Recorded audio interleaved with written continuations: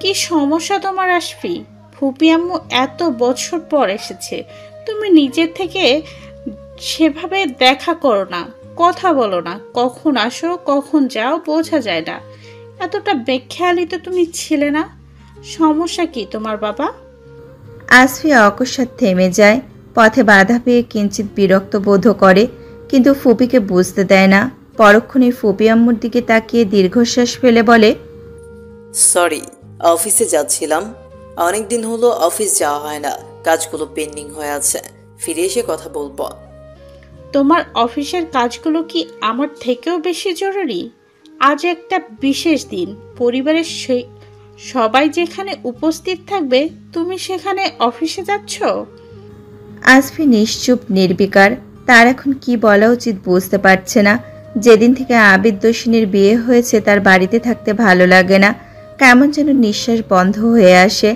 এমনকি আবিদ দোষিনীর রুমের দিকে তাকানো কিংবা রুমের পাশ দিয়ে যাওয়ার সাহস হয় না তার। অফিসে কিংবা বাড়ির সময় কাটায়, সিগারেট খায়, কখনো ড্রিঙ্কস করে। এভাবেই নিজেকে দূরে রাখছে, তবে সবসময় সম্ভব হয় না সেটা। এই যে একই বাড়িতে সবাই থাকে, যে কোনো সময় আবিদ দোষিনীর সঙ্গে তার দেখা হয়েই যাচ্ছে। আসফি যত চেষ্টা করছে তাদেরকে লক্ষ্য না করার, ততবারই যেন তাদেরকে ঘনিষ্ঠ অবস্থায় চোখে পড়ছে। আসফির মাঝে মধ্যেই মনে হয় আবিদ তাকে শাস্তি দেওয়ার জন্য ইচ্ছে করে এমনটা করে। তারা যখনই নিচে নামে একে অপরের হাত ধরে নামে। তাছাড়া দোষিনীকে গভীরভাবে লক্ষ্য করলে তার মুখে লজ্জামাখা সূক্ষ্ম হাসি দেখা যায়। আবিদ দোষিনী দুজনের দিকে তাকালে বোঝা যায় তারা দুজনে কতটা হ্যাপি।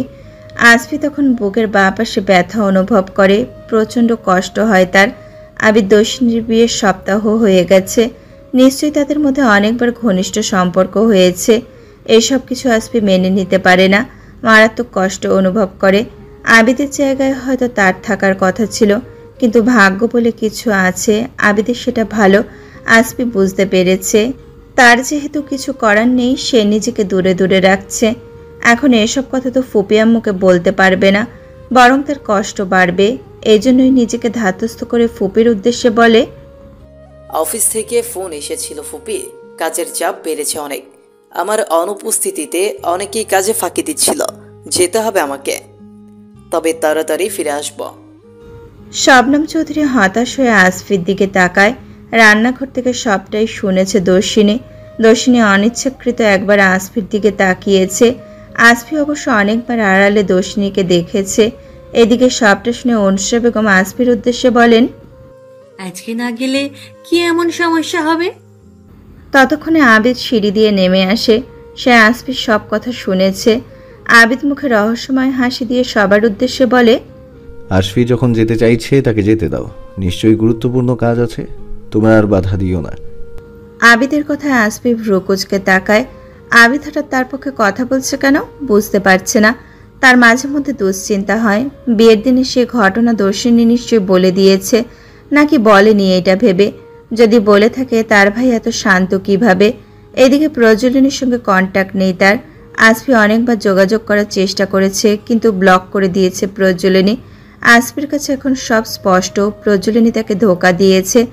সেদিন দর্শিনীকে প্রজ্বলিনী মুক্ত করে দিয়েছিল, না হলে আজ হয়তো দর্শিনী তার বইয়ের স্বীকৃতি পেত। সেদিনের পর থেকে দর্শিনী তাকে ঘৃণার চোখে দেখে, আসফি বুঝতে পারে সেটা। এজন্য তার আফসোস হয়। দর্শিনী আবিদের জন্য খাবার নিয়ে এসে টেবিলে রাখে। আবিদ ডাইনিং টেবিলে এসে দর্শিনীকে মুগ্ধ চোখে দেখে। বেগুনি রঙের শাড়ি পরিহিত সুদর্শনা রমণী, চুলে হাত খোপা, ধবধবে ফর্সা মুখটায় কয়েকটা চুল চলে এসেছে। আবিদ সেগুলো আলতো করে সরিয়ে দেয়। দর্শিনী আবিদের দিকে তাকিয়ে ঈষৎ লাল ঠোঁটে মৃদু হাসে, তারপর রান্নাঘরের উদ্দেশ্যে চলে যায়। আসফি তির্যক দৃষ্টিতে সবটাই লক্ষ্য করছে। হঠাৎ তার বুকে ব্যথা বেড়ে যায়। সে এক মুহূর্ত আর দাঁড়ায় না, গাড়ির চাবিটা শক্ত করে চেপে অফিসের উদ্দেশ্যে চলে যায়। রাগ হচ্ছে তার, এখান থেকে দূরে যেতে পারলে রাগটা কমে যাবে। দুপুরের দিকে দর্শিনী শাওয়ার নেয়। রুমে তখন আবিদ ছিল না, এজন্যই শুধু ব্লাউজ আর পেটিকোট পরে শাড়িটা কোনো রকমে পেঁচিয়ে বের হয়েছে। সে দ্রুত শাড়ির কুচিগুলো ঠিক করতে থাকে। রুমের দরজা তখন বন্ধ ছিল। হঠাৎ আবিদ দরজা খুলে ভেতরে ঢোকে। দরজা খোলার শব্দ পেয়ে দর্শিনী কুচি ধরে পেছনে তাকিয়ে দেখে আবিদ এসেছে। ব্যাস, তার হাত থমকে যায়। আবিদ দর্শিনীকে এভাবে দেখে নিষ্পলক তাকিয়ে রইল। এইদিকে দর্শনে আবিদের দিকে তাকিয়ে আয়নায় নিজেকে দেখে সে হাফ শাড়ি জড়িয়ে আছে। দর্শনী দ্রুত পুরো শাড়িটা গায়ে জড়িয়ে কুচিগুলো গুজে ব্যালকানিতে চলে যায়। লজ্জা পেয়েছে সে, আর এক মুহূর্ত ওভাবে থাকলে নির্ঘাত নিঃশ্বাস বন্ধ হয়ে আসতো তার। এইদিকে দর্শনীকে দেখে আবিদের ভিতরে এক দফা সাইক্লোন বয়ে গেল। সে দরজা বন্ধ করে ব্যালকানির উদ্দেশ্যে পা বাড়ায়। ব্যালকানিতে গিয়ে দেখে দর্শনী চেয়ারে বসে আছে। কালো শাড়িতে মৃদু রোদ এসে তাকে আলিঙ্গন করছে, এতে দ্বিগুণ সৌন্দর্য ঘিরে ধরেছে তাকে। দর্শনী আবিদকে ব্যালকানিতে দেখে মাথা নিচু করে ফেলে। আবিদ তখন থেকে নিশ্চুপ গম্ভীর হয়ে আছে। তাকে দেখে দর্শনী কিছু বুঝতে পারছে না হঠাৎ কি হলো। আবিদ কথাবার্তা ছাড়াই দর্শনীর হাত ধরে টেনে রুমে নিয়ে আসে। দর্শনী হতভম্ব হয়ে চেয়ে রইল কিছুক্ষণ। আবিদ দর্শনীর শাড়ি ঠিক করে দিল, চুলটা ভালো করে মুছে টাওয়ালটা ব্যালকানিতে রেখে দরজা জানলা অফ করে এসি চালু করলো। তারপর দর্শনীকে বিছানায় বসিয়ে বলে, বউ, আদর চাই আমার, আদর করে দাও আমাকে, তারপর তোমার বুকে মাথা রেখে ঘুমোবো আমি। দর্শনী আবিদের সব কর্মকাণ্ড স্তব্ধ হয়ে দেখতে থাকে।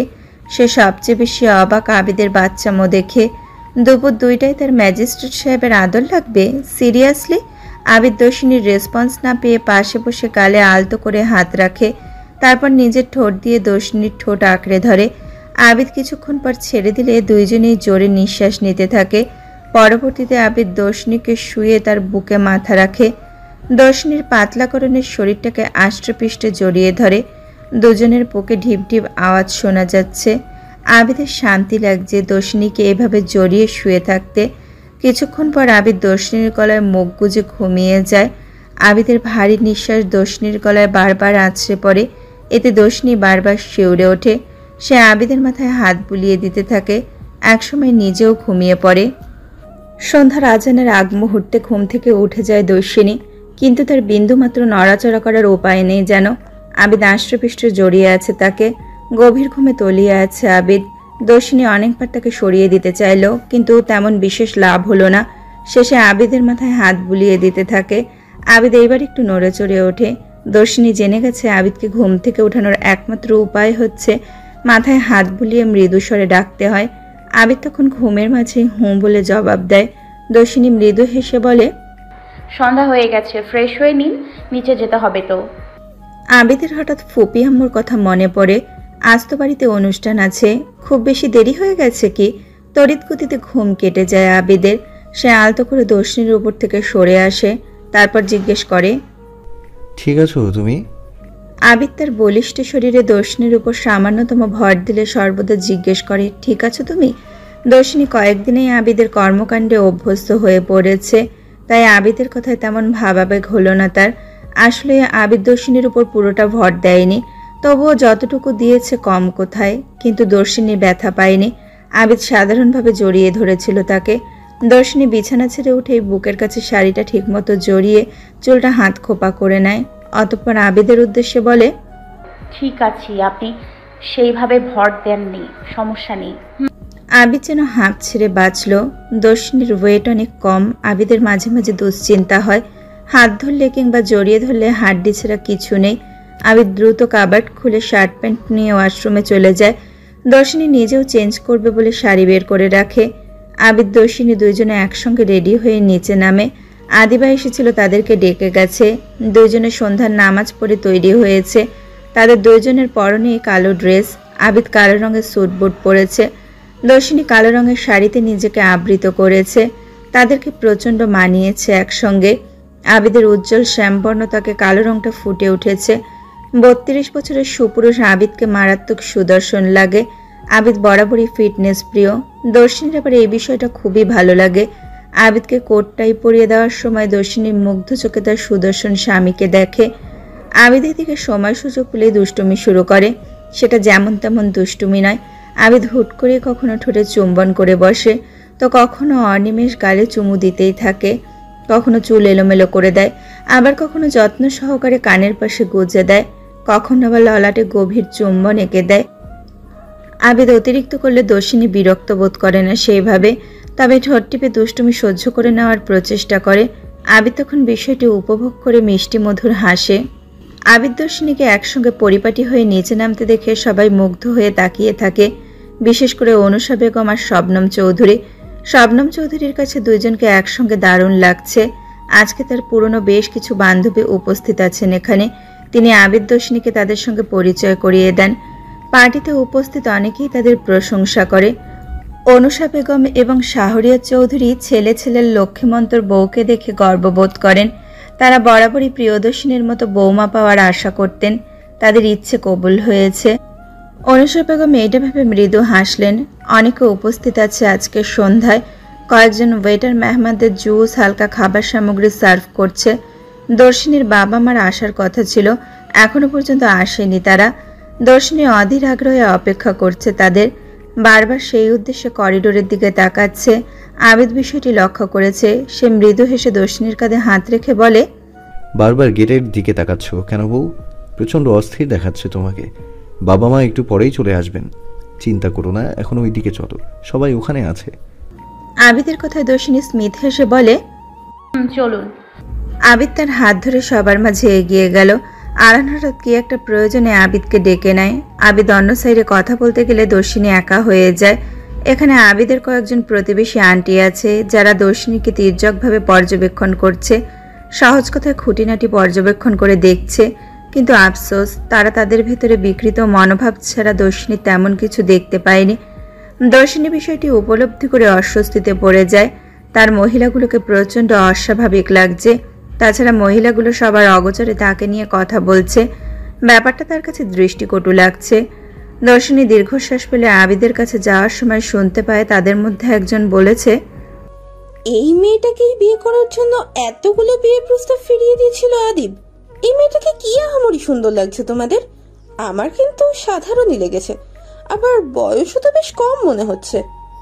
আরেকজন তাল মিলিয়ে বলে, কি বলো, মেয়েটা সুন্দর আছে। সুন্দরী ছাড়া এমনি এমনি কি আর আদিব বিয়ে করেছে? মেয়েটার বয়সও কম। কিছু ছেলে আছে যারা নিজের বয়সের চেয়েও কম বয়সী মেয়েদের পছন্দ করে। দেখো, আদিব হয়তো বয়স কম, সুন্দরী দেখেই বিয়ে করেছে। ম্যাজিস্ট্রেট মানুষ বাবা, যোগ্যতা আছে বলেই এইসব কিছু করতে পারে। মহিলাটি আবিদকে নিয়ে উল্টাপাল্টা কথা বলায় দর্শিনীর মৃদু রাগ হয়। কিন্তু সে কিছু বলতে পারছে না, কারণ ঝামেলা করা ওর স্বভাবে নেই। কিছু মহিলা থাকেই যারা অন্যদের নিয়ে সবসময় পড়ে থাকে। তাদের আবার মান সম্মান কম, ঝামেলা শুরু করে দেয়।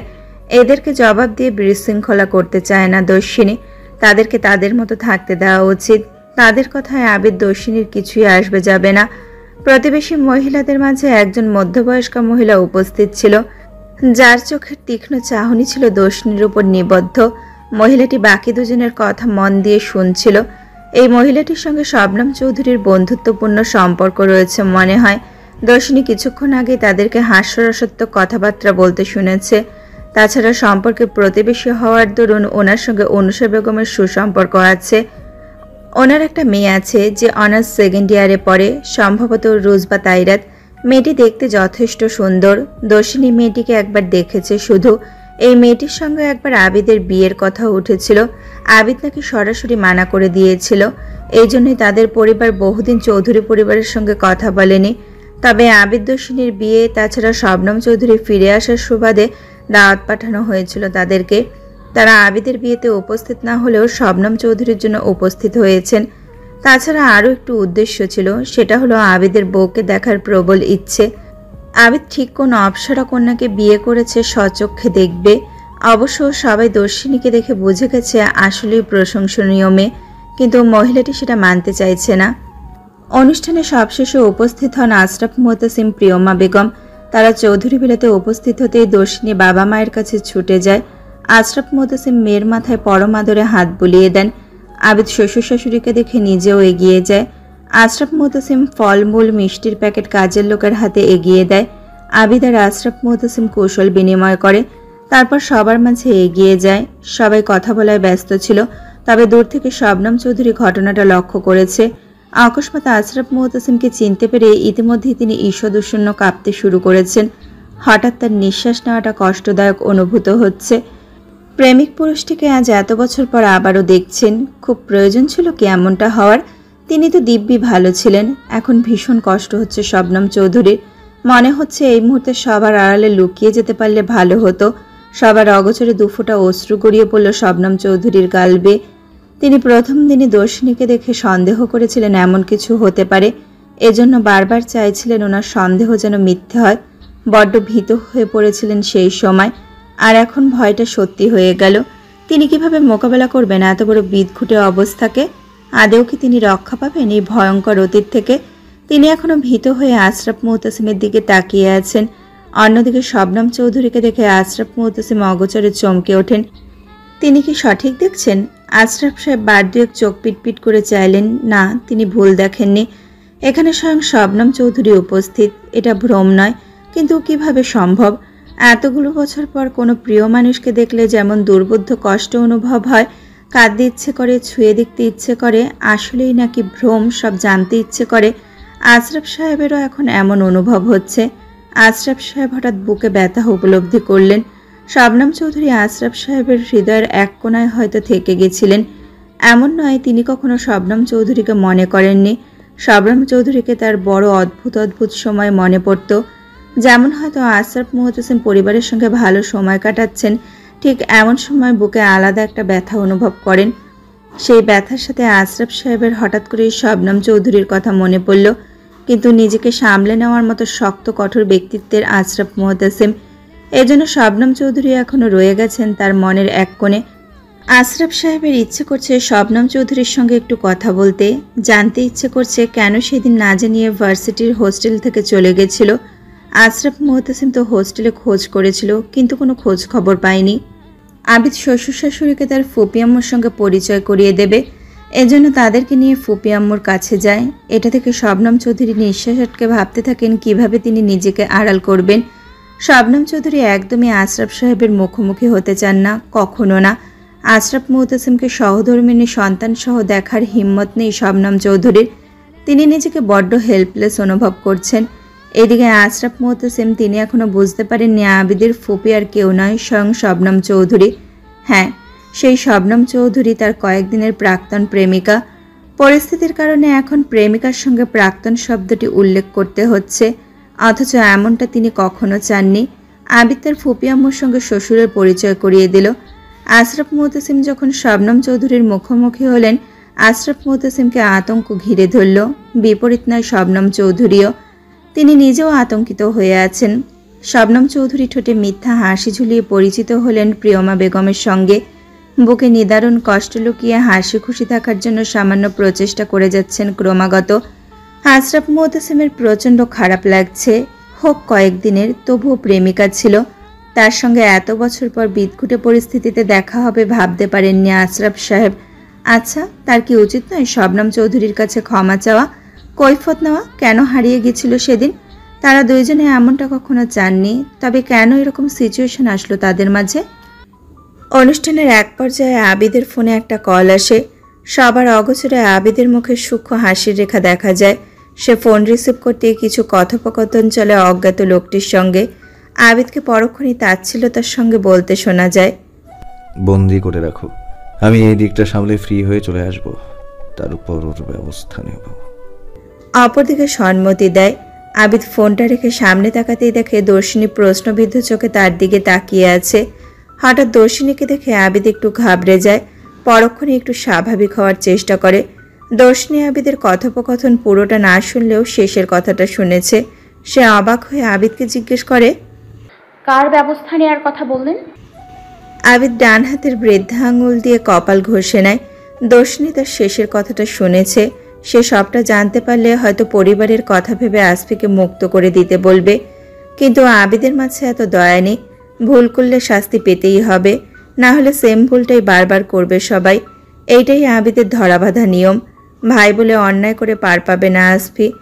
আবিদের কাছে দর্শিনী অনেক অনেক গুরুত্বপূর্ণ, তাই আসফির শাস্তি অনিবার্য ছিল। তবুও আসফির ভাগ্য ভালো, ব্যস্ততার জন্য আবিদ তাকে এতদিন কিছু বলেনি। আবিদ দর্শিনীর উদ্দেশ্যে বলে, এমনি কাজের ক্ষেত্রে কথা বলছিলাম, তুমি এখানে কি করছো? ডিনার করবে না? সবাই ডিনার করছে। আচ্ছা, তুমিও করে নাও। আসলে একটা কথা বলতে চাইছিলাম। কি কথা? বাবা মা চলে যাবে, আমি কি তাদের সঙ্গে যাব? কালই আবার ফিরে আসব। একদম না। কেন? বাড়িতে ফুপি আছে, তুমি চলে গেলে উনি কি ভাববেন? আর আমি তোমাকে ছাড়া থাকতে পারবো না, অসম্ভব। তুমি ছাড়া আমার রাতে ঘুম আসে না, হাঁসফাঁস লাগে নিজের, অস্থিরতা বেড়ে যায় আমার। আজ আর নয়, আমি ফ্রি হলে তোমাকে নিয়ে যাব। কিন্তু কোনো কিন্তু নয় দর্শিনী, এখন তো বাড়িতে প্রজ্জ্বলিনী নেই, তোমার বোন তার শ্বশুর বাড়িতে আছে, ভুলে গেছো? বাসায় গিয়ে বোনকে না পেয়ে মন খারাপ হবে। এই জন্য বেটার হবে প্রজ্জ্বলিনী যখন থাকবে তোমাকে নিজে রেখে আসবো আমি। দর্শিনীর মনটা খারাপ হয়ে যায়। সে কত আশা করেছিল বাবা মার সঙ্গে যাবে, তাই কিন্তু আবিদ তাকে যেতেই দিচ্ছে না।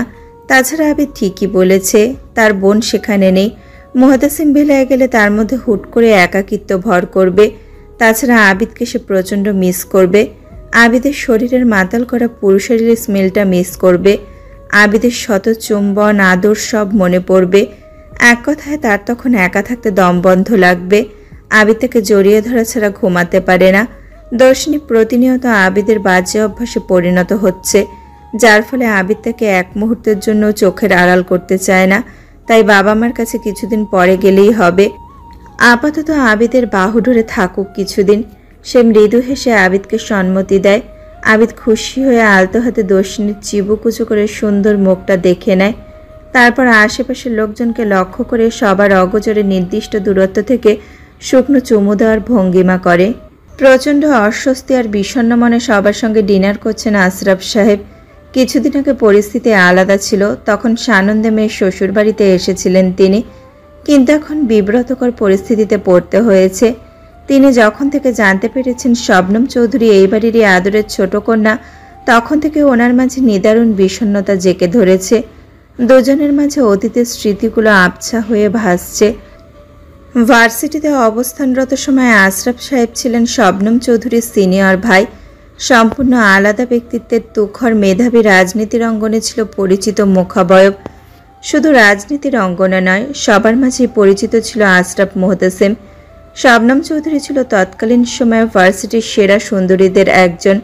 তিনি বরাবর নিজের সম্পর্কে বেশি প্রকাশ করতে চাইতেন না। এমনিতেই সুদর্শনা, আবার সুন্দর ব্যক্তিত্বের জন্য ছেলেদের আকর্ষণ কৌতূহল ছিল তার প্রতি। শুধু ব্যতিক্রমী ছিলেন আশরাফ মুহতাসিম নামের গম্ভীর পুরুষটি। শবনম চৌধুরীর ব্যাপারে তার কোনো আগ্রহ ছিল না। শবনম চৌধুরীর কাছে এই বিষয়টি অসাধারণ লাগে। তিনি আশরাফ মুহতাসিমের সঙ্গে পরিচিত হন একটা দুর্ঘটনার মাধ্যমে। সেই অনেক লম্বা কাহিনী। শবনম চৌধুরীর ওপর হিংসাত্মক মনোভাব নিয়ে সিনিয়র কয়েকজন মেয়ে তাকে ছাদ থেকে ফেলে দেওয়ার চেষ্টা করেছিল। তৎকালীন সময়টাতে ভার্সিটির শাসন ব্যবস্থা তেমন ভালো ছিল না। আশরাফ মুহতাসিম সেদিন তাকে বাঁচিয়েছিল। তারপর থেকে শবনম চৌধুরী কৃতজ্ঞতা জ্ঞাপন করতে থাকে। একটা সময় আশরাফ সাহেবের প্রেমে পড়ে যান তিনি, কিন্তু বিষয়টি গোপন রেখেছিল প্রেমিক পুরুষটির কাছে। আশরাফ মুহতাসিম তারপর থেকে ভালো বন্ধুর মতো ট্রিট করত।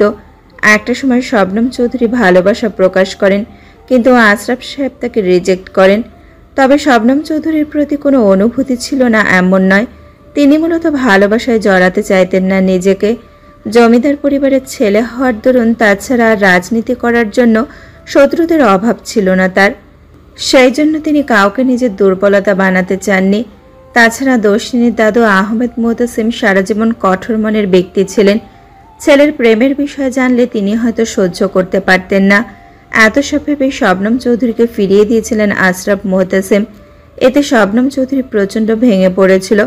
পছন্দের পুরুষের থেকে প্রত্যাখ্যান পেয়ে নিজেকে গুটিয়ে নিয়েছিল সবকিছু থেকে। শুরু করেছিল নিজের প্রতি মারাত্মক রকম অবহেলা। এভাবে দিন বাড়তে থাকে। তিনি আশরাফ সাহেবের সামনে যায়নি।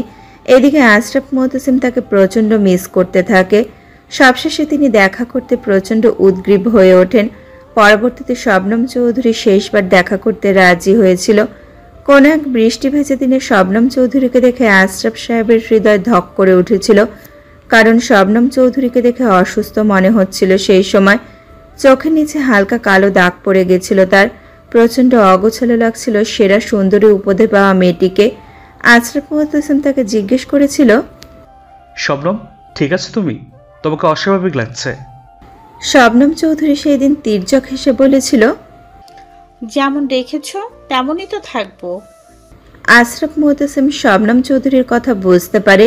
ওনার খারাপ লাগছিল সেই সময়, তবে কিছু করার ছিল না। ততদিনে হৃদয়ের কুঠিরে শবনম চৌধুরী ঠিকই পৌঁছে গেছিল। তারা শেষবার দেখা করবে বলেছিল, কিন্তু আশরাফ মুতাসিম পারেনি শবনম চৌধুরীকে গ্রহণ না করে। তবে শবনম চৌধুরী প্রচণ্ড অসুস্থ হয়ে পড়েছিল, আশরাফ সাহেবের সব কিছুর জন্য নিজেকে দায়ী করছিল। পরবর্তীতে প্রেমিকা হিসেবে গ্রহণ করেন তাকে। ইউনিভার্সিটিতে সেই সময় সবাই জেনে গেছিল শবনম চৌধুরী আর আশরাফ মুতাসিমের প্রেমের কথা। সব কিছু ঠিকঠাক চলছিল, তবে ভালো মুহূর্ত খুব স্বল্প সময়ের জন্য ছিল তাদের মাঝে। কারণ খবরটা দ্রুত আহমদ সাহেবের কাছে পৌঁছে যায়। তিনি যত তাড়াতাড়ি সম্ভব ছেলেকে ডেকে নেন। তারা যেহেতু জমিদার ছিল, শত্রুর অভাব ছিল না।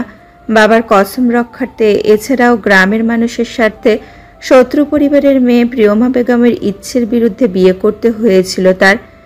এই বিয়ের মাধ্যমে শত্রুতার অবসান ঘটে। তবুও আশরাফ সাহেব প্রিয়মা বেগমকে মেনে নিতে পারেননি। এদিকে বাতাসের বেগে আশরাফ মুতাসিমের বিয়ের খবর সবার কাছে পৌঁছে যায়। বন্ধু মহলের মাধ্যমে শবনম চৌধুরীর কাছেও খবরটি পৌঁছে যায়। তিনি মারাত্মক আঘাত পেয়ে কাঁদতে কাঁদতে সেই সময় ছোটোখাটো স্ট্রোক করে বসেন।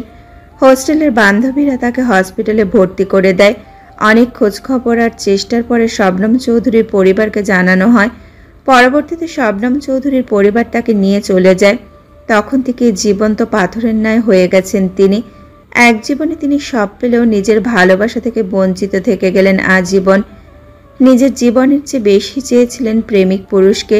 সেই জন্যই ধনী ফ্যামিলির মেয়ে হয়েও সাধারণের মতো চলাচল করত।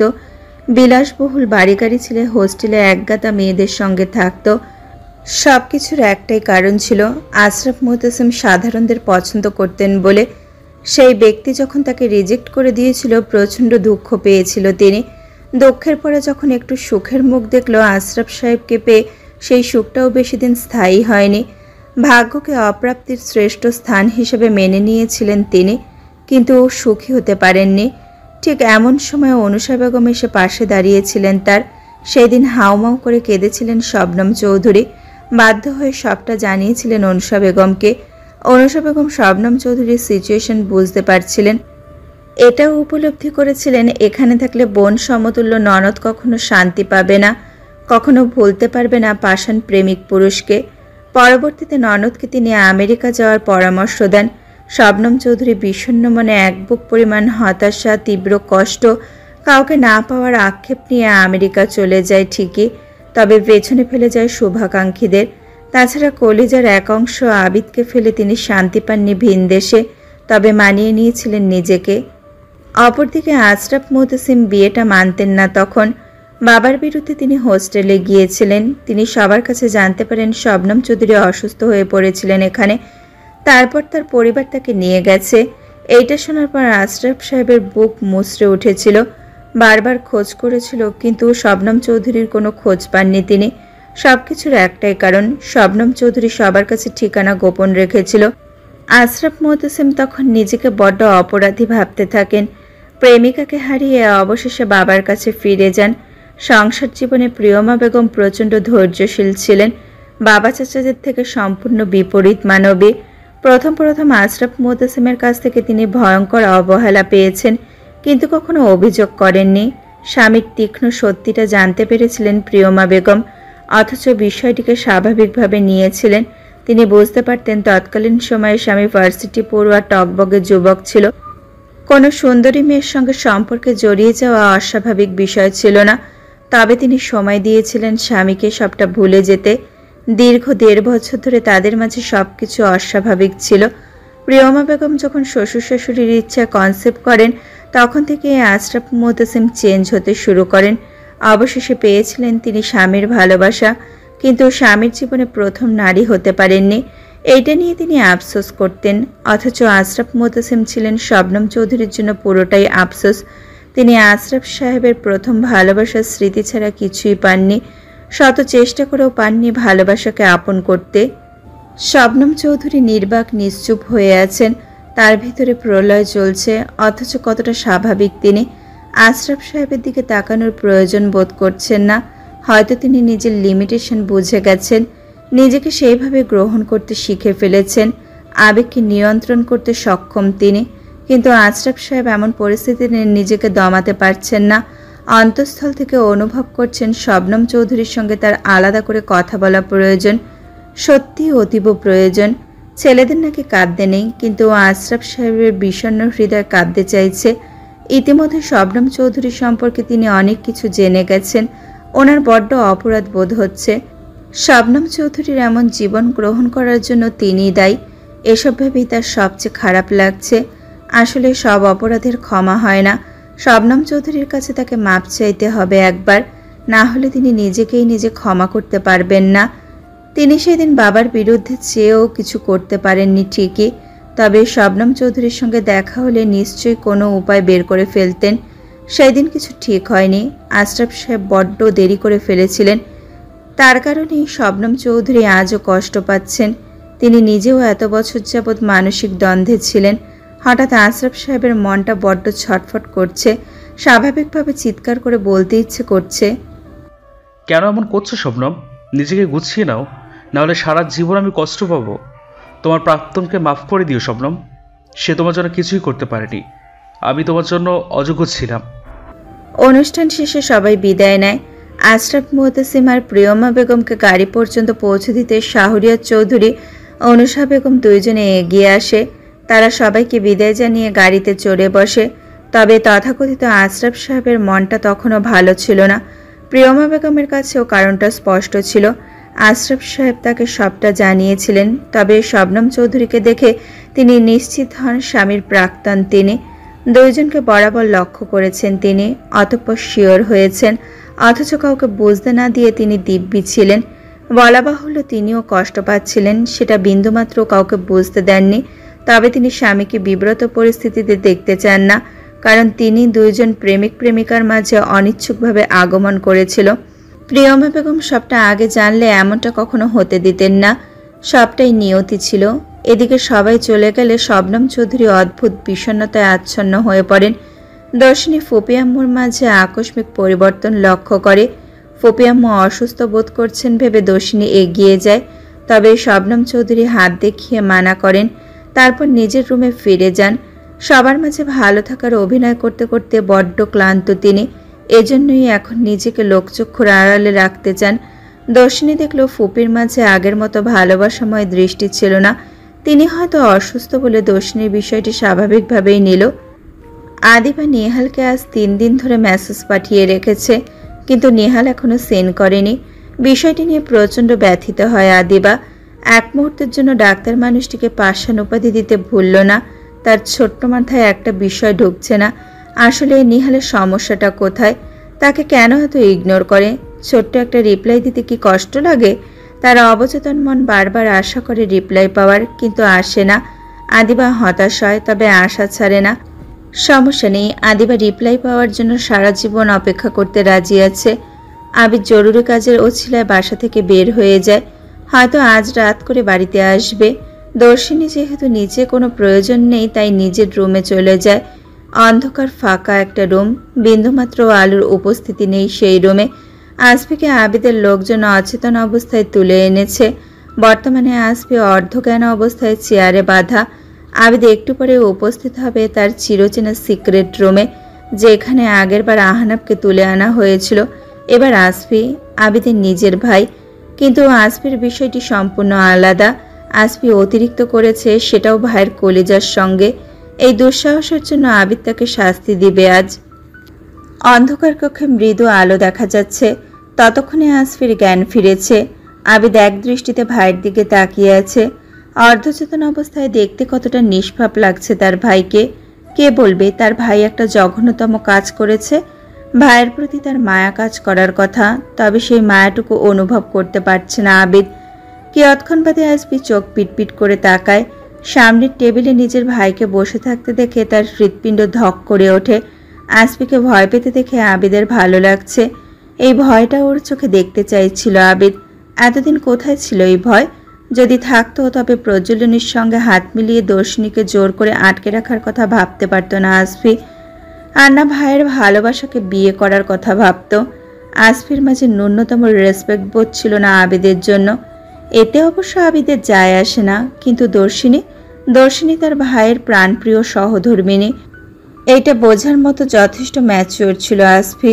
সে দর্শিনীকে রেসপেক্ট না করে অপরাধ করেছে, যেটাকে সম্পূর্ণ ইচ্ছাকৃত অপরাধ বলা যায়। আবিদ যদি তাকে কিছু না বলে তবে দর্শিনীর সঙ্গে অন্যায় হয়ে যাবে। সেই দিন দর্শিনীর সঙ্গে অনেক খারাপ কিছু হতে পারত। তাছাড়া শ্বাসরোধ হয়ে বড় কিছু হয়ে যাওয়ার চান্স ছিল। আবিদের ঘটনাটা মনে পড়লেই কেমন শরীর শিওরে ওঠে। সেদিন দর্শিনী আবিদকে জড়িয়ে কত কেঁদেছিল। আবিদের তখন মনে হচ্ছিল তার বুকে কেউ সজোরে আঘাত করছে। সে তার দর্শিনীকে ওয়াদা করেছিল আসফিকে শাস্তি দেবে, তাই ওয়াদা পূরণ করতে হবে। আবিদ অবশ্য সেই দিনে ধারণা করেছিল এমন কিছু ঘটাতে পারে, তাই আগেই ব্যবস্থা করে রেখেছিল। আসফি সেই জন্য সফল হতে পারেনি তার উদ্দেশ্যে। প্রজ্বলনী প্রেগনেন্ট ছিল। আবিদ জানে তার পক্ষে এত প্ল্যানিং করা সম্ভব না, সেই জন্য সম্পূর্ণ প্ল্যানটা আসফির ছিল। অন্যদিকে আবিদের উপর মিথ্যা আক্রোশে প্রজ্বলনী আসফিকে সাহায্য করতে রাজি হয়েছিল মাত্র। সেই দিনই আবিদ প্রজ্বলনীর ভুল ভেঙে দেয়। খুব জোরে 4-5টা থাপ্পড় পড়েছিল প্রজ্বলনীর গালে। মেয়েটা ভয়ে গালের ব্যথায় কেঁদে ফেলেছিল। আসফি সেই দিন মাস্টার মাইন্ড হয়েও বেঁচে গেছিল। এত লোক সমাগমে আবিদ তার কিছুই করতে পারেনি। এসব জানাজানি হলে অবশ্য দুর্নামটা তার দর্শিনীর উপর দিতে সেই সব লোকেরা কখনো কার্পণ্য করত না। তাছাড়া দর্শিনী তার বোনের এমন রূপ তার সহ্য করতে পারত না, হয়তো অনেক কষ্ট পেত। তাছাড়া মুহতাসিম পরিবারের সবাই, বিশেষ করে উজানেরা কি মানতে পারত? সবাই প্রচণ্ড কষ্ট পেত। প্রজ্বলনী ভুল করেছিল ঠিকই, কিন্তু অজ্ঞাত কারণে। আবিদ তাকে সবটা বুঝিয়েছে। সবচেয়ে বড় কথা, প্রজ্বলনী অনুতপ্ত ছিল। তাছাড়া আবিদ অশান্তি চায়নি, বিয়েটাও পেন্ডিং ছিল, তাই আবিদ বুদ্ধি করে প্রথমে বিয়েটা কমপ্লিট করে। সেদিন ব্যক্তিত্ববান মানুষ হিসেবে প্রেগনেন্ট প্রজ্বলনীর প্রতি আবিদ সহানুভূতি অনুভব করেছিল। ঠিক তেমনই আসফিকে পরবর্তীতে চরম শিক্ষা দিবে বলে ঠিক করে। আর আজ ফাইনালি সেই দিন। তবে আসফি যদি ভুল স্বীকার করে দর্শিনীর কাছে ক্ষমা চায় আর কখনো এমন জঘন্য কাজ করবে না বলে সিওরিটি দেয়, তবেই আবিদ ভেবে দেখবে সত্যি আসফিকে মাফ করা যায় কিনা। আবিদ আসফির সামনে চোয়াল শক্ত করে বসে আছে। আসফি হঠাৎ কুকিয়ে আর্তনাদ করে ওঠে।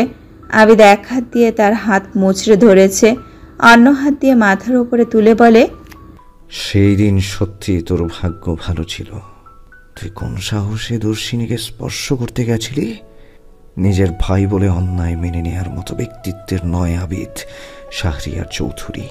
ভুলে গেছিস সে কথা? আসফি ব্যথায় চিৎকার করে বলে, ভাই প্লিজ, আমার ভুল হয়ে গেছে। আমি শুধু তোমার থেকে প্রিয়দর্শিনীকে কেড়ে নিতে চাইছিলাম। আমি প্রিয়দর্শিনীর কোনো ক্ষতি করিনি, আটকে রেখেছিলাম শুধু। বিশ্বাস করো, প্রজ্বলিনী আমাকে সাহায্য করেছিল, ও আমার সঙ্গে ছিল, সবটা জানতো। আবিদ আসফির হাত আর একটু মুচড়ে বলে, সবটাই তোর প্ল্যান ছিল। প্রজ্বলিনী আমাকে জানিয়েছে। একটু বিবেকে বাঁধেনি তোর? ভয় করেনি যে আমি জানতে পারলে কি অবস্থা করব? আসফি ব্যথায় ছটফট করে, বার কয়েক চিৎকার করে বলে, ভাই লাগছে, ছেড়ে দাও আমাকে। আবিদ ছাড়ে না, বরং কণ্ঠস্বরে দৃঢ়তা প্রকাশ পায়। দর্শিনী সম্পর্কে কি হয় তোর? বড় ভাবি, বুঝেছিস? বড় ভাবি মায়ের সমতুল্য। সবচেয়ে বড় কথা, আমার প্রাণ। তাকে বিন্দুমাত্র ছোঁয়ার চেষ্টা করলে আবিদ শাহরিয়ার চৌধুরী সেই হাত ভেঙে ফেলার ক্ষমতা রাখে, বুঝেছিস? আজ ভাই বলে তোর সঙ্গে এতটা রুড হব না। আমি জানি তুই দর্শিনীকে পছন্দ করিস। মজার ব্যাপার কি জানিস? দর্শিনী আমার ভালোবাসা, আমার সেই স্বপ্নকন্যা। আমরা দুজন দুজনকে ভালোবাসি। সে সম্পূর্ণ আমার হয়ে গেছে, সম্পূর্ণভাবে। আমি জানি এতে তুই অনেক কষ্ট পেয়েছিস, তাই তোর অপরাধের শাস্তি 0.5% কমে গেছে। তবে তুই 2 দিন এখানে বন্দি থাকবি, খাবার ছাড়াই। খাবার ছাড়া মানুষ বাঁচতে পারে, কিন্তু পানি ছাড়া না। তুই কোনো রকম খাবার পাবি না 2 দিন। আসফি শুধু দেখে যাচ্ছে ভাইয়ের নির্মমতা। আবিদকে আজ অনেক হিংস্র মনে হয়েছে। আসফি জানে আবিদ আগে থেকে হিংস্র, তবে দর্শিনীর ব্যাপারে হিংস্রতা মারাত্মক রকমের। আসফি ব্যথায় কুঁকড়ে আছে, মুখাবয়বে তীব্র ব্যথা স্পষ্টত বোঝা যাচ্ছে। আবিদ সত্যি কঠিনভাবে হাত মুচড়েছিল তার। আসফির মনে হচ্ছে হাতটা ভেঙেই ফেলবে। আবিদ একদমে কথাগুলো বলে থামে, হাঁপিয়ে গেছে একদম। অকস্মাৎ লম্বা একটা নিঃশ্বাস নিয়ে আসফির উদ্দেশ্যে আবারও বলে, এখান থেকে মুক্ত হওয়ার পরে দর্শিনীকে ভাবি বলে ডাকবি। বারবার ক্ষমা চাইবি তুই, যতক্ষণ না তোকে ক্ষমা করে। আমি তোকে অনুরোধ নয়, আদেশ করছি, যদি আমার কথা নড়চড় হয় তবে তোকে ভয়ঙ্কর শাস্তি দিব আসফি, মনে রাখিস কথাটা। বলেই কটকট করে বেরিয়ে যায় আবিদ। আসফির মনে হলো এতক্ষণ পরে মারাত্মক যন্ত্রণা থেকে নিস্তার পেল। হঠাৎ করে আসফি অনুভব করে সে দু হাতে নাড়াতে পারছে না। তার রাগে, অপমানে, ব্যথায় রীতিমতো অশ্রুসিক্ত অবস্থা। হঠাৎ নিদারুণভাবে ফুঁসে ওঠে আসফি। আবার ভাইয়ের কথাগুলো স্মরণ করে ভীত হয়। আবিদ তাকে সত্যিই ছাড়বে না বেশি বাড়াবাড়ি করলে। আবিদের বরাবরই অন্যায়কারীদের উপর মায়া কম। আসফির সব আক্রোশ হঠাৎ প্রজ্বলনীর উপর পড়ে। প্রজ্বলনী বেইমানি না করলে হয়তো সবকিছু তার কন্ট্রোলে থাকতো। আবিদ তার কিছু করতে পারত না। অন্যদিকে প্রিয়দর্শিনীকে পেয়ে যেত। পরক্ষণে আসফির বিবেকবোধ মাথাচাড়া দিয়ে ওঠে। দর্শিনী তো ভাইকে ভালোবাসে, আবিদ তো সেটাই বলল। প্রিয়দর্শিনী কোনোদিন তার ছিলই না। দেখতে যাওয়ার ঘটনাকে কেন্দ্র করে আসফি দর্শিনীকে পছন্দ করেছিল। আবার ভাইয়ের ওপর প্রতিশোধ নিতে এমন ঘৃণ্য কাজ করেছে, সেজন্য দর্শিনী তাকে ঘৃণার চোখে দেখে। আসফি এমনটা কোনোদিন চায়নি। সেই দিনের ঘটনাটা আবিদকে যেভাবে বলেছে দর্শিনী, চাইলে সবাইকেই বলে দিতে পারত। হয়তো সবাই তাকে ঘৃণা করত। আসফিকে সহ্য করতে পারত তখন। আসফি বিবেকের দংশনে আরও বেশি নেতিয়ে পড়ে। একবার তার ভয়ঙ্কর রাগ হচ্ছে, আরেকবার নৈতিকতার সঙ্গে ভাবে সে কি আসলে ক্ষমার যোগ্য। পারতপক্ষে এই শাস্তি তার প্রাপ্য ছিল। রাত 1টা বাজছে। দর্শিনী বিভোর ঘুমে তলিয়ে আছে। তার পরনের কালো পাড়ের মসৃণ বেগুনি রঙের শাড়িটা এলোমেলো হয়ে আছে। শাড়ির আঁচলটা সরে গিয়ে ধপধপে ফর্সা পেট দৃশ্যমান। আবিদ এইমাত্র বাসায় ফিরেছে। আদিবা জেগেছিল বিধায় ভাইয়ের কথায় সদর দরজা খুলে দিয়েছে। আবিদ নিজের রুমে ঢুকে ঘরটা অন্ধকার দেখতে পায়। তৎক্ষণাৎ সে ড্রিম লাইটের আলোটা জ্বালিয়ে দেয়। আবিদ অল্প আলোতে দেখতে পায় দর্শিনী এলোমেলো হয়ে ঘুমাচ্ছে। দর্শিনীর ঘুমে ব্যাঘাত ঘটবে ভেবে আবিদ রুমের লাইট জ্বালে না। আবিদ পরক্ষণে মিষ্টি করে হাসে। মেয়েটা সকাল থেকে রান্নার কাজগুলো দেখাশোনা করেছে, হয়তো ক্লান্ত, এজন্য দ্রুত ঘুমিয়ে পড়েছে। আবিদ তাকে ডাকে না। সে সোজা টি শার্ট আর ট্রাউজার নিয়ে ওয়াশরুমে চলে যায়। একদম শাওয়ার নিয়ে ফ্রেশ হয়ে আবিদ বিছানায় এগিয়ে আসে। তৎক্ষণাৎ দর্শিনীর পাশে শুয়ে তাকে কাত হয়ে দেখতে থাকে। নিজের বউকে এইভাবে এলোমেলো অবস্থায় দেখে তার দুষ্টুমি করতে ইচ্ছে হচ্ছে। তার মুখে রয়েছে মিষ্টি মধুর হাসি। আবিদ আলতো করে দর্শিনীর কপালে চুমু খায়। দর্শিনীর ঘুমটা হঠাৎই হালকা হয়ে আসে। আবিদ দর্শিনীর উপর ঝুঁকে যায়। আবিদের পুরুষালী ঠোঁটের সঙ্গে দর্শিনীর নরম ঠোঁটটা প্রায় ছুঁই ছুঁই অবস্থা। অকস্মাৎ দর্শিনীর ঘুম ছুটে যায়। সে আবিদকে সজোরে ধাক্কা দিয়ে নিজের উপর থেকে সরিয়ে দেয়। আবিদ ওইভাবেই অবিশ্বাস্য চোখে দর্শিনীর পানে তাকিয়ে আছে। হঠাৎ কি হলো দর্শিনীর? এদিকে দর্শিনী ভয় পেয়ে গেছে। মৃদু আলোয় তার উপর কে ঝুঁকেছিল ভাবতেই শরীরের লোম দাঁড়িয়ে উঠেছে প্রায়। পরবর্তীতে বুঝতে পারে ব্যক্তিটিকে। আবিদ তৎক্ষণাৎ দর্শিনীকে বুকে জড়িয়ে মাথায় হাত বুলিয়ে দেয়। দর্শিনীর হার্টবিট বেড়ে গেছে। আবিদ তাকে শান্ত করতে ল্যাম্পের কাছে পানির গ্লাস থেকে দর্শিনীকে পানি খাইয়ে দেয়। দর্শিনী অনেকটা শান্ত হয়ে আবিদের বুকে মিশে যায়। আবিদ মলিন স্বরে বলে ওঠে, আমার ছোঁয়া এখনো চিনতে পারোনি বউ? দর্শিনী আবিদকে শক্ত করে জড়িয়ে ধরে। আবিদ কিছুক্ষণ পর দর্শিনীর ফুপানোর আওয়াজ পায়। তার দর্শিনী কি কাঁদছে? আবিদ তৎক্ষণাৎ দর্শিনীর মুখটা আঁজলা করে ধরে।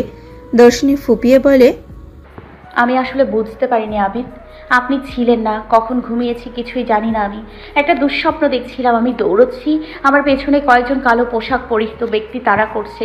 তারপরেই আপনার ঠান্ডা হাতের ছোঁয়া পেলাম। ঘুমের ঘোরে হঠাৎই ভয় পেয়ে গেছি, ভেবেছিলাম আপনি নেই।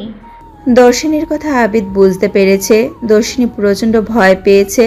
এজন্য আবিদ দর্শিনীকে থামিয়ে দেয়। তারপর গভীরভাবে আলিঙ্গন করে বলে, ভেবেছিলে আমি যেহেতু নেই, হঠাৎই বিপদে পড়েছ, তোমাকে কে বাঁচাবে? তৎক্ষণাৎ ডিম লাইটের আলোতে আবার স্পর্শে ভয় পেয়ে লাফিয়ে উঠেছ। কিচ্ছু হয়নি কলিজা, তুমি ঘুমের ঘোরে দুঃস্বপ্ন দেখে ভয় পেয়েছো। তাছাড়া আমার স্পর্শ সারা জীবনের জন্য তোমার মনে রাখা উচিত। আর কখনো যেন এমন না হয়, ঠিক আছে বউ? সত্যি অ্যাক্সিডেন্ট ছিল, আর হবে না আবিদ। আবিদ, আপনি রাগ করছেন না তো? আবিদ দর্শিনীর সম্পূর্ণ মুখে শুষ্ক অধরের চুমু এঁকে দেয়। না। দর্শিনী মিষ্টি হেসে আবিদকে জড়িয়ে ধরে বলে, ঘুম আসছে, আপনার বুকে মাথা রেখে ঘুমাবো আমি। আবিদ মুখটা করুণ করে বলে, এতক্ষণ ঘুমিয়েছো তো, একটু আদর করি? না। কেন?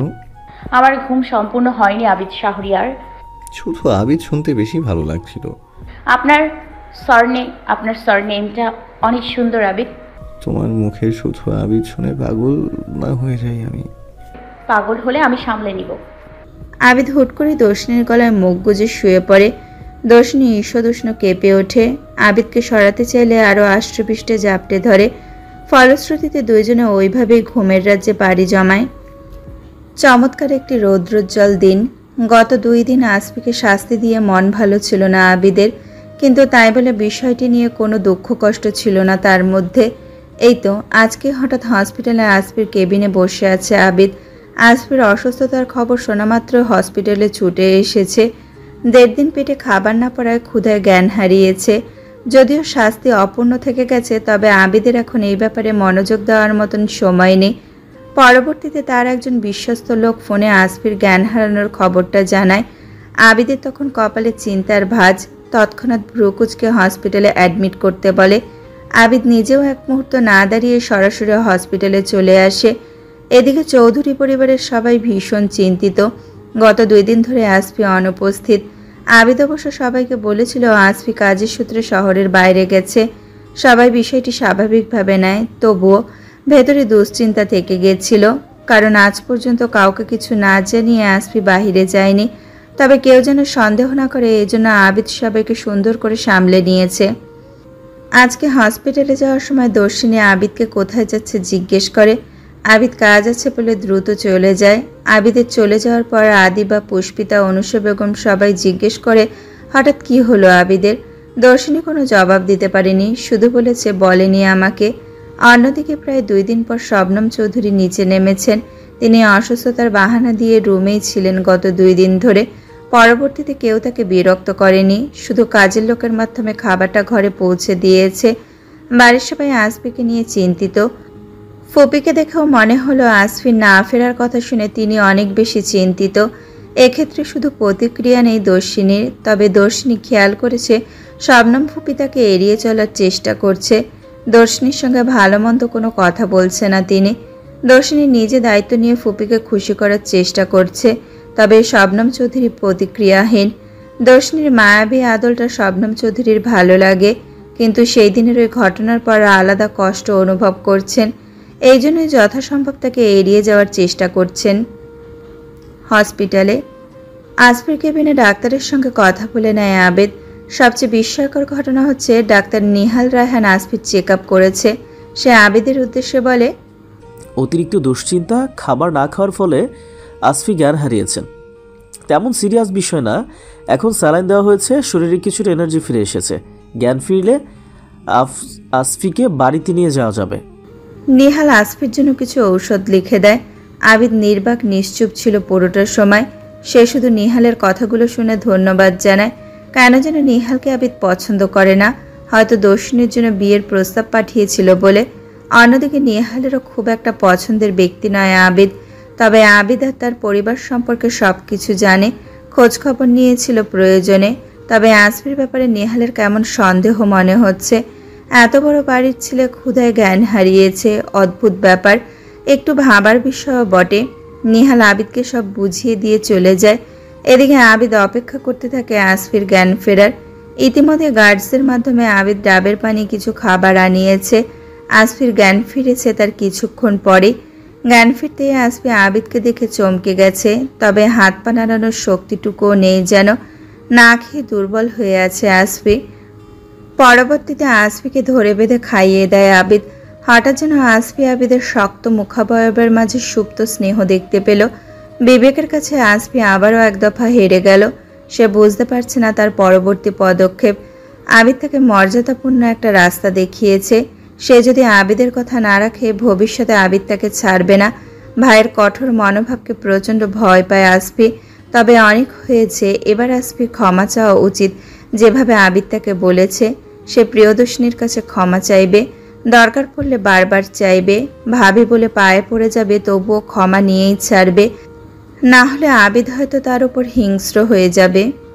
চৌধুরী ভিলাতে আবিদ আসফির কাজ জড়িয়ে সদর দরজায় মাত্রই এসে দাঁড়িয়েছে। চৌধুরী পরিবারের সবাই উপস্থিত ছিল ড্রয়িং রুমে। দর্শিনী, পুষ্পিতা, আদিবা সবাই স্ন্যাক্সের সঙ্গে খোশ গল্পে মেতেছিল। ঠিক এমন সময় আবিদ আসফিকে দেখে আদিবা চিৎকার করে ওঠে প্রায়। আদিবার চিৎকারে সবার নজর সদর দরজায় আসফির উপর পড়ে। সে আবিদের কাঁধে ভর দিয়ে ঝিমোচ্ছে। অনুষা বেগম, শবনম চৌধুরী, শাহরিয়ার চৌধুরী বিচলিত হয়ে উঠে দাঁড়ায়। ব্যস্ত হয়ে জিজ্ঞেস করে, পর্ব 37, কি হয়েছে আসফির? ওকে এমন দেখাচ্ছে কেন? আবিদ নিশ্চুপ ছিল। আসফি এখনো দুর্বলতা অনুভব করছে। আবিদ তাকে ধরে ধরে ড্রয়িং রুমের সোফায় এনে বসায়। তার ফর্সা চেহারা প্রায় লাল হয়ে গেছে। আসফির জন্যই সবাই প্রায় ব্যস্ত হয়ে উঠেছে। দর্শিনী আবিদের পাশে দাঁড়ায়, প্রশ্নবিদ্ধ চোখে সবকিছু পরোক্ষ করতে থাকে। আবিদ তাকে ঠান্ডা পানি আনতে বলে। পরক্ষণে দর্শিনী ঠান্ডা পানি নিয়ে আসে। আবিদ নিজেও সোফায় আসফির পাশে বসে। পরিবারের সবাই তখন উত্তর পাওয়ার আশায় চেয়ে রয়েছে তাদের দিকে। আবিদ একবার আসফির পানে চায়। আসফি ভাইকে ইশারা করে নিজে বলে, একটু কাজের জন্য বাইরে গেছিলাম, টেনশনে ঠিকমতো খাওয়া দাওয়া হয়নি, অসুস্থ হয়ে পড়েছি। শাহরিয়ার চৌধুরী বলেন, কেন রে বাবা, খাওয়া দাওয়া ঠিক রেখে কাজ করা যেত না? অনুষা বেগম তো প্রায় কেঁদেই ফেলেছেন। আদিবা তো ভাইয়ের পাশে বসে কাঁধে মাথা রেখে আছে। চোখ মুখ দেখে বোঝা যাচ্ছে যে কোনো সময় কান্না করে দেবে। পরিবারের সবার চিন্তিত মুখ দেখে আসফির ভেতরে অসম্ভব ভালো লাগা কাজ করছে। তার কথা সবাই ভাবে, তার জন্য চিন্তা করে। কে বলেছে কেউ তাকে ভালোবাসে না, গুরুত্ব দেয় না? এই তো, এত ভালোবাসা চোখে পড়েনি কেন? নাকি ইচ্ছে করে কোনোদিন দেখেনি ভাইয়ের উপর হিংসে করে? তাছাড়া আজকে তো আবেদের ভেতরে আসফির জন্য স্নেহ দেখেছে। এজন্যই আসফির ভেতরে সমস্ত ভুল ধারণা মুছে গেছে। আসফি সৌজন্যমূলক হেসে ঠিক করে নেয় তার কি করা উচিত। সে পরিবারের সবাইকে বলে আবিদের সাহায্য নিয়ে নিজের রুমে চলে যায়। এদিকে আবিদ তার মাকে বলে দেয় আসফির পছন্দের সব খাবার রান্না করতে। কিছুক্ষণ পরে অনুষা বেগম, পুষ্পিতা কাজের লোকের সাহায্যে রান্না বান্না শুরু করে দেয়। শাহরিয়ার চৌধুরী নিজের কাজে ব্যস্ত হয়ে পড়ে। অন্যদিকে ফুপি আম্মুর সঙ্গে আদিবা নিজের রুমে চলে যায়। দর্শিনী তখন ড্রয়িং রুমে কিছুক্ষণ স্তব্ধ হয়ে দাঁড়িয়ে থাকে। আবিদ হঠাৎ দর্শিনীকে ডেকে নেয়। দর্শিনী রুমে চলে যায়। দর্শিনী ঘরে এসে আবিদের শার্টটাই খুলতে সাহায্য করে। আবিদ দর্শিনীর মলিন মুখ দেখে কোমর আঁকড়ে দূরত্ব কমিয়ে বলে, মনে হচ্ছে অনেক প্রশ্ন জমে আছে। মুখটা এমন মলিন লাগছে কেন? শুনি কি জানতে চায় আমার বউটা। আশফি ভাইয়াকে শাস্তি দিয়েছেন আপনি, এজন্যই উনি বাড়িতে ছিলেন না? দিয়েছি। এমনটা করার প্রয়োজন ছিল না আবিদ, সবাই অনেক দুশ্চিন্তা করছিল ওনার জন্য। তোমাকে কথা দিয়েছিলাম আমি। তাছাড়া আসলেই শাস্তির প্রয়োজন ছিল বউ। সে বিবেক বুদ্ধি হারিয়ে ফেলেছিল। তাকে শিক্ষা না দিলে, ভুল ধারণাগুলো ভেঙে না দিলে আবারও এমন করত। তাছাড়া অন্যায় করলে শাস্তি পেতে হয়। দর্শিনী আবিদের কথায় প্রশ্নবিদ্ধ চোখে তাকায়। প্রথম দেখতে যাওয়ার দিন তোমাকে দেখে আশফি পছন্দ করে ফেলে। এদিকে আমি জানতাম না আশফির হবু পাত্রী তুমি ছিলে। যখন জানলাম, পরবর্তীতে আমি তোমাকে বিয়ে করব জানিয়ে দিই। আশফি মেনে নেয়, কিন্তু ওর প্ল্যান ছিল অন্যরকম। প্রথমে আশফি বিয়েটা ভাঙতে চাইছিল। পরবর্তীতে কিছু করতে না পেরে প্রজ্বলিনীর সাহায্যে তোমাকে আটকে রেখে জোর করে বিয়ে করতে চাইছিল। বিয়ের দিন প্রজ্বলিনী আর আশফি তোমাকে অচেতন করে আটকে রেখেছিল, যেন আমাদের বিয়েটা না হয় এজন্য। দর্শিনী স্তব্ধ হয়ে গেছে। এটা কি ঠিক শুনছে? তার বোন প্রজ্বলিনী আর আসফি যুক্ত হয়ে তাকে আটকে রেখেছিল? এত বড় সত্যি কথাটা আবিদ সেদিন কেন লুকিয়েছিল? দর্শিনী আগে থেকে জানতো প্রজ্বলিনী আবিদের সঙ্গে তার বিয়ে হোক, এটা চাইতো না। হয়তো আবিদকে পছন্দ না বলে। কিন্তু তাকে আটকে রাখার মতো কাজ কিভাবে করতে পারল? দর্শিনীর চোখে পানি। আবিদ সন্তর্পণে চোখের পানি মুছে বলে, সবার ভুল বোঝাবুঝি ছিল দর্শিনী। আর তাছাড়া আশফি তোমাকে পছন্দ করত। তারা নিজেদের ভুল বুঝতে পেরে স্বীকার করেছে। তুমি কষ্ট পেও না। আমি আশফিকে শাস্তি দিয়েছি, সে তোমার কাছে ক্ষমা চাইবে। দর্শিনী হাউমাউ করে কাঁদতে শুরু করে। আর আমার বোন আপু আপনার উপর রাগে আমার ক্ষতি করতে চাইছিল। আমি বিশ্বাস করতে পারছি না, তার শাস্তি অত্যাবশ্যক ছিল। আবিদ, সেদিন বিয়েটা ভেঙে গেলে আমাকে কি ফেস করতে হতো আপু কি জানতো না? আমার কিছু হয়ে যেতে পারতো। তাছাড়া লোকজন কত রকম কথাবার্তা বলতো, এমনকি আমার চরিত্রের ওপর কথা বলতে দ্বিধাগ্রস্ত হতো না। আবিদ আলতো হাতে দর্শিনীকে জড়িয়ে বলে, প্রজ্বলিনী প্রেগনেন্ট ছিল। আমি তাকে রাগের বশে থাপ্পড় মেরেছিলাম। তাকে জানিয়েছিলাম কত আগে থেকে আমি তোমাকে ভালোবাসি। পরবর্তীতে সে আমার ভালোবাসার ওপর সহানুভূতি দেখায়। তোমাকে যে রুমে আটকে রেখেছিল সেখানে নিয়ে যায়। এরপরই তোমাকে পেয়ে যাই, আশফির প্ল্যানটাও ভেস্তে যায়। মানছি দুজনে দোষ করেছে, তেমনি আমি দুজনকেই শাস্তি দিয়েছি বউ। দর্শিনী কাঁদতে কাঁদতে বলে, এত বড় সত্যি কথা আমাকে জানাননি কেন আবিদ? তুমি কষ্ট পাবে ভেবে। এখন কি পাচ্ছি না? সত্যিটা তোমার জানা দরকার ছিল। প্রজ্জ্বলিনী অনুতপ্ত ভীষণ, এখন সে নিজে তোমাকে জানাতে বলেছে। লক্ষ্মীটি, আমার খারাপ লাগছে আবিদ। আমি ভাবতে পারছি না আপু এমন একটা কাজ করেছিল। দুজনে ভুলবশত করে ফেলেছে, দুজনেই আমার কাছে ক্ষমা চেয়েছে। দোষিনী, যখন তোমাকে খুঁজে পাওয়া যাচ্ছিল না, আবার মাথা খারাপ হয়ে গেছিল প্রায়। প্রজ্জ্বলিনীর জন্য লাস্ট মুহূর্তে আমাদের বিয়েটা হয়েছে। তাছাড়া রাগের বসে প্রেগনেন্ট অবস্থায় ওকে থাপ্পড় দেওয়াতে অনুশোচনা বোধ হচ্ছিল আমার। আর আশফি তো বিয়ের দিন থেকে নিখোঁজ ছিল, না হলে সেই দিনই ওকে শাস্তি দিতাম। সবাই জানলে ব্যাপারটা দৃষ্টিকটু লাগবে। আমি চাই না এটা নিয়ে কোনো ইস্যু তৈরি হোক। এখন দুজনেই অনুতপ্ত, তোমার তাদেরকে ক্ষমা করে দেওয়া উচিত। আমার ভাবতে সময় লাগবে। আপনি ওদের দুজনের অন্যায় আমার থেকে লুকিয়েছেন। অন্যায়কে লুকিয়ে আপনি অন্যায় করেছেন, শাস্তি আপনার পাওয়া উচিত। আবিদ আহত দৃষ্টিতে দর্শিনীর দিকে তাকায়। দর্শিনী চোখের পানি দ্রুত মুছে নেয়। সে নিজেকে আবিদের থেকে ছাড়িয়ে সোজা নিচে চলে যায়। আবিদ অসহায় চোখে দর্শিনীর যাওয়ার দিকে তাকায়। পরক্ষণে ডান হাতের বৃদ্ধা আঙুল দিয়ে কপালে স্লাইড করে বলে, এটা কি হলো? বউ আমার উপর রাগ করে চলে গেল। আমি সবার কথা ভেবে গোপন করলাম, উল্টো আমার উপর শাস্তি। ওদের দুজনের জন্য আমাকে সাফার করতে হবে দেখছি। আমার বউটা যেন আমার উপর কঠিন না হয় প্লিজ। কয়েকদিন ধরে দর্শিনীর মান অভিমানের তীব্রতা আবিদ দারুণভাবে আন্দাজ করেছে। সেই দিন থেকে দর্শিনী তাকে মারাত্মকভাবে ইগনোর করে চলছে। আবিদের সঙ্গে কথা বলছে না। আবিদ বারংবার দর্শিনীর সঙ্গে কথা বলতে গেছে। সবচেয়ে আশ্চর্যের বিষয় হচ্ছে আবিদ তার পেছন পিছন ঘুরেছে পর্যন্ত, কিন্তু বিন্দুমাত্র পাত্তা পায়নি। রাতে দুজনে একই বিছানায় ঘুমায় ঠিকই, তবে দুজনের মধ্যে নর্থ পুল সাউথ পুল দূরত্ব ছিল। দূরত্ব তৈরি করেছে দর্শিনী নিজেই। আবিদ যতবার কাছে ঘাসার চেষ্টা করেছে, দর্শিনী আবিদকে সরিয়ে দিয়েছে। আবিদ বউকে কাছে পেয়েও একটু আদর করতে না পারায় ভীষণ ব্যথিত ছিল, কিন্তু দর্শিনী যেন বিন্দুমাত্র আগ্রহ নেই। সে তো অভিমান করে আছে। এদিকে 2 দিন ধরে আসবি দর্শিনীর কাছে অনেকবার এসেছিল ক্ষমা চাইতে, এমনকি ভাবি বলে কান পর্যন্ত ধরেছে।